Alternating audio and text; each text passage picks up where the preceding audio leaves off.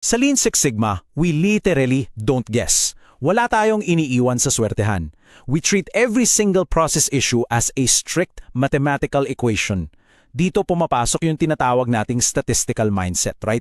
Kasi alam natin na every operational headache you have, may tiyak at masusukat yang pinagmulan. Mabilis lang, dadaan tayo sa roadmap ng ating pagtalakay. Number 1, pag-uusapan natin yung the y equals f of x foundation. Number 2, mapping problem to cause. Number 3, hihimayin natin ang isang case study sa service delays. Number 4, distilling root causes. At number 5, everyday y equals f of x relationships. Okay, highly operational to kaya simulan na natin. Section 1, the y equals f of x foundation. Ano ba talaga ang core logic natin sa Lean Six Sigma? Simple lang, tinitingnan natin ang bawat problema sa proseso bilang isang strict mathematical function. Again, it's not magic, it's pure science. Dito nakalatag yung pinaka-formula ng buong methodology natin. Think of it this way. Ang Y ay yung mismong sakit sa ulo nyo, the problem, or the final output. Yung letter F stands for function. And yung X naman, ito yung mga inputs o yung root causes. So in plain Taglish, nangyayari yung Y nyo simply because a specific group of X inputs already happened. Kung mataas ang average handling time sa isang BPO, that's your Y, right? Ang mga X niyan could be a laggy system or maybe agents lacking product knowledge. Let's connect that abstract math sa mismong daily operations nyo. Picture a very basic flow. Input, papunta sa process step, na diretsyong lalabas bilang output. Nakikita nyo ba kung paano gumagana yung y equals f of x dito? Basically, whatever specific x inputs na pinapakain nyo sa proseso, yan mismong mga yan ang gumagawa ng inyong y. Kapag palpak ang output, you can't just force the y to magically change. You absolutely have to fix the x na pumapasok. Ngayon, lilipat tayo sa kung paano to ginagamit talaga sa field. Section 2, mapping problem to cause. So okay, alam na natin na foundation pero paano ba to ina-apply ng mga Lean Six Sigma practitioners sa totoong buhay? Actually, may dalawang main ways para i-map ang problema papunta sa sanhi nito. Ang unang approach is doing a general map. Simple statement lang to, like sinasabi mo na nangyari ang problemang Y dahil sa X. Halimbawa, tumaas ang logistics cost dahil sa fuel price hike. Makes sense, right? Pero kapag nag-level up na tayo into granular math, nagiging sobrang specific na natin. Gagawa na tayo ng graph to show the exact mathematical relationship ng mga inputs and outputs. And honestly, this is where modernization is a huge game changer. Kapag gumamit na kayo ng mga tools like Microsoft Power BI, ang daling i-visualize ng granular math na to. Isang tingin mo lang sa dashboard, makikita mo agad kung anong specific variable ang may pinakamabigat na epekto.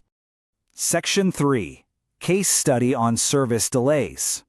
Okay, let's really dive into this. Kukuha tayo ng totoong sitwasyon mula sa isang HVAC service provider para sa ating operational case study. Perfect example to para makita nyo yung exact process ng paghanap sa totoong X. Bilang isang master black belt, syempre ang una kong titignan ay ang Y, the output problem itself. Sa report ng HVAC manager, may isa siyang team na may 5 members. Ang problema, umaabot sila ng 1.75 times longer sa bawat service call kumpara sa company average. Isipin nyo na lang yung severe operational impact niyan. Literally, nasasayang yung man-hours, nade-delay ang schedule ng buong araw, and worst of all, the company loses revenue kasi konti lang yung natatapos nilang trabaho. Now, para malaman kung ano yung root cause, hindi pwedeng nakaupo lang ang manager sa desk niya, di ba? Sumama siya sa mga random house calls. He needed to observe the exact behavioral X inputs. And here is what he found out. First, yung native rep ay taga roon mismo sa area, kaya nauuwi sa mahabang kwentuhan with the neighbors. Second, may isang over-explainer na nagbibigay ng parang buong college lecture sa homeowner, which is completely unnecessary. Third, yung new trainee masyadong mabagal kasi lagi siyang nagdo-double check, unsure pa siya sa sarili niya. And yung last 2 reps, actually, they were totally fine. Sakto nung sila sa company average. And you know, this brilliantly illustrates kung paano nagkakaroon ng wild variance sa process times just because of different X inputs. Kung titingnan nyo yung baseline natin sa average rep time, okay siya. Pero the moment you factor in the talkative reps, boom, the time spikes. Same thing with the untrained rep, it spikes again. Pinapakita lang nito na ang iisang Y na problem, ang mabagal na service, can actually have totally different root causes. So kailangan na nating linisin ang raw data na to. Section 4. Distilling root causes. Ito na yung next step natin. And honestly, this is absolutely crucial sa Lean Six Sigma. We need to synthesize all those qualitative observations na nakuha sa field and distill them into concrete, actionable X variables. Mula sa magulo at magkakaibang kwento ng 5 ahente, the manager was able to distill everything down to just 2 overall root causes. Number 1, too much talking. Ito yung para kay rep number 1 and 2. Number 2, inadequate training. Ito naman yung sa bagong rep. See how clean that is? Imbes na ma-overwhelm yung manager sa dami ng random details, he streamlined the whole mess into 2 clear X's. And from here, ang daling gumamit ng tool like Microsoft Planner para mag-assign ng specific corrective actions on exactly these 2 variables. Ngayong na-isolate na natin ang root causes, basahin natin yung naging final function statement natin. The extra time is a function of too much talking and inappropriate training.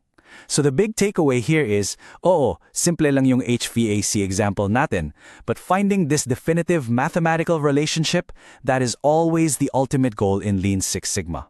Minsan, mahirap hanapin yung relationship, yes, pero the relationship is always there. You just have to hunt down the right X. Now, let's see how this plays out in completely different industries. Section 5. Everyday Y equals F of X relationships.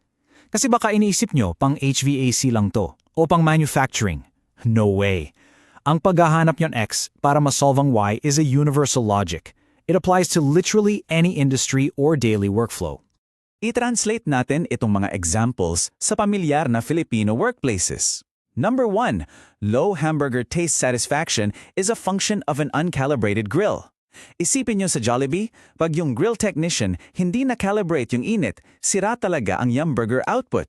You could easily track this grill calibration using a shared Excel sheet. Number 2, low employee morale is a function of a poor time-off system. Sa isang busy BPO, pag laging naka-hold ang leave approvals, babagsak talaga ang morale. This is where you can use Microsoft Power Automate para gawing instant ang daloy ng leave requests. And number 3, customer wait times is a function of technology distractions.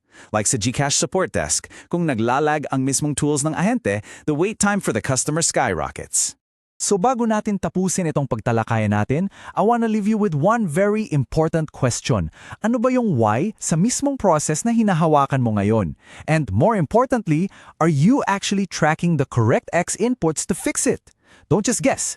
Take the straightforward Lean Six Sigma framework, apply it to your operations today, and start hunting down your real X's.